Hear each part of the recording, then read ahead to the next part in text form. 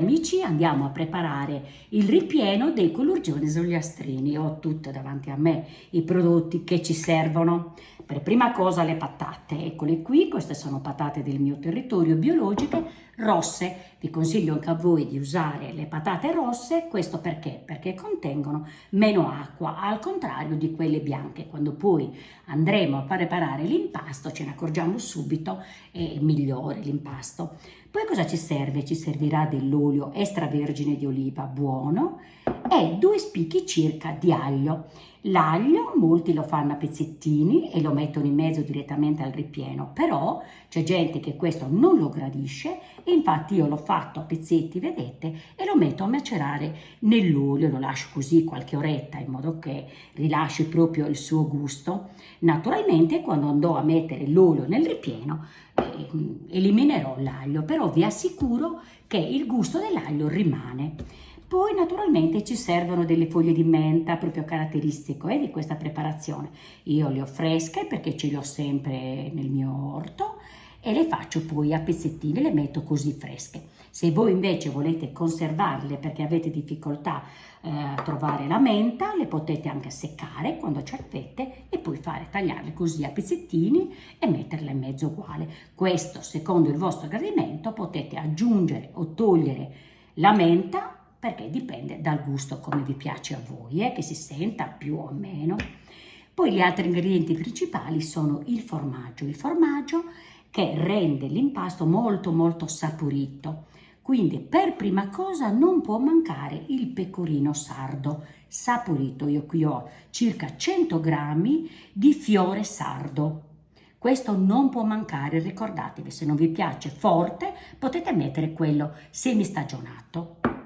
L'altro formaggio, loro usano in ogliastra il formaggio fresco pecorino e poi messo a seccare con il sale, diventa salato ed è pronto poi anche a grattugiarlo per metterlo in mezzo. Siccome è un prodotto poco reperibile perché ce l'hanno proprio nella zona dell'ogliastra perché serve proprio per questa preparazione, mentre noi su Gazzau lo usiamo per metterlo nelle minestre, però è un altro tipo, lo lasciamo fresco, un po' acidulo. Questo invece lo mettono sotto sale, proprio secco, in modo che si possa grattugiare.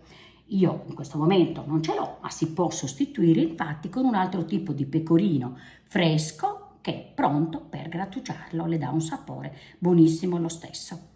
Ecco qui, tutti gli ingredienti sono pronti e adesso vado a mettere le patate in ebollizione per passarle poi nel passapatate.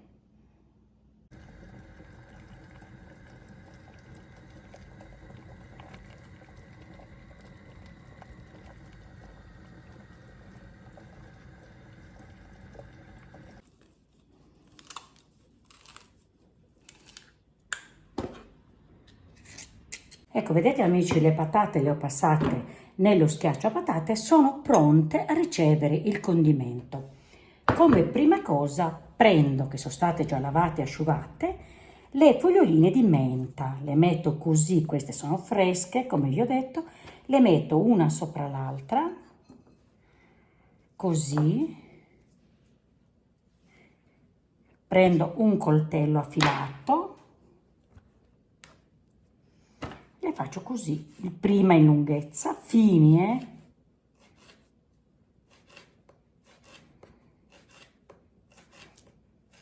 sono mossi adesso, poi li giro così e taglio ancora a pezzettini piccoli,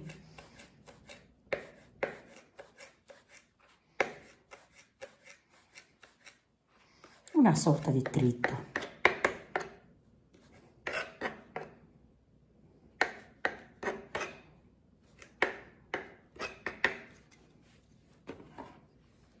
Iniziamo allora a mettere tutti gli ingredienti dentro la ciotola dove ci sono le patate, già come vi ho detto, bollite, passate nel passapatate, no? Poi lo potete passare anche nel passaverdure oppure semplicemente con una forchetta, però è meglio passarle nel passaverdure, vengono molto molto più uniformi. Intanto iniziamo con mettere tutti gli ingredienti, il pecorino, come vi ho detto questo è un fiore sardo, non lo mettiamo tutto in una volta, mettiamo anche quello fresco.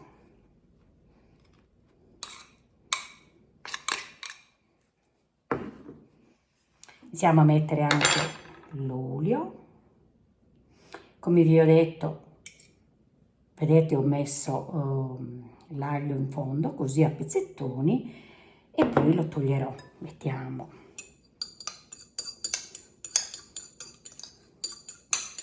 anche la menta.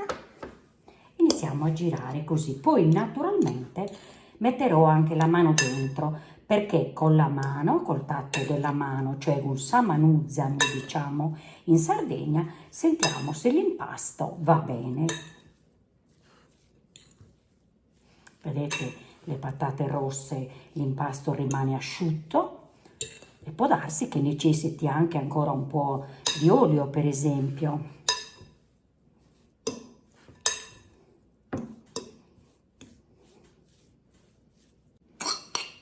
Andiamo avanti,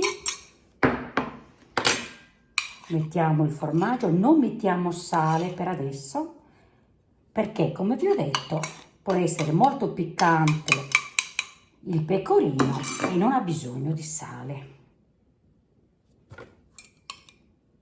Tanto poi alla fine lo dobbiamo anche assaggiare pressappoco, com'è di sapore, perché magari ci vuole altra menta.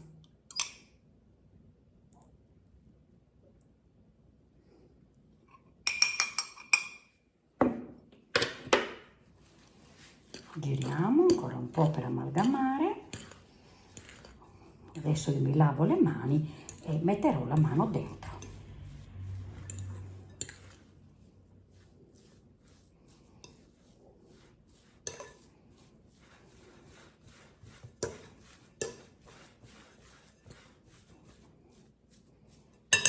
Le patate sono belle asciutte.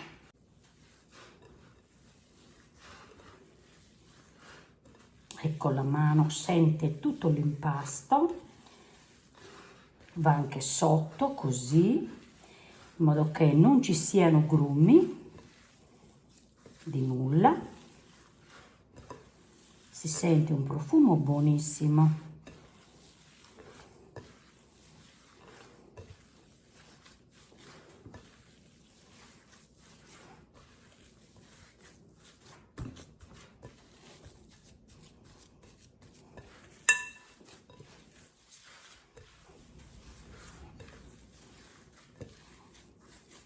Mettiamo un altro pochettino d'olio.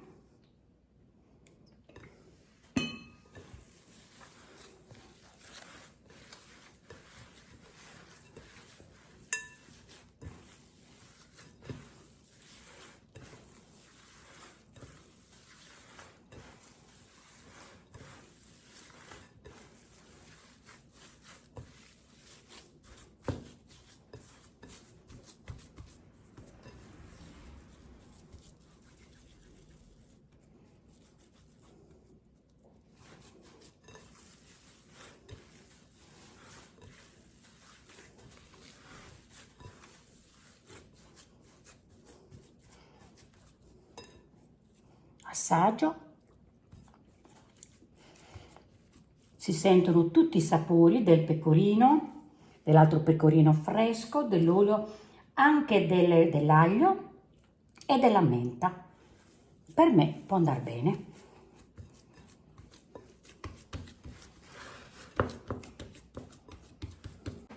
Amici, ho travasato il ripieno in una conca sarda, cioè su di aneddu sciascivedda, e mettiamo subito la pellicola trasparente, lo metterò in frigo tutta la notte.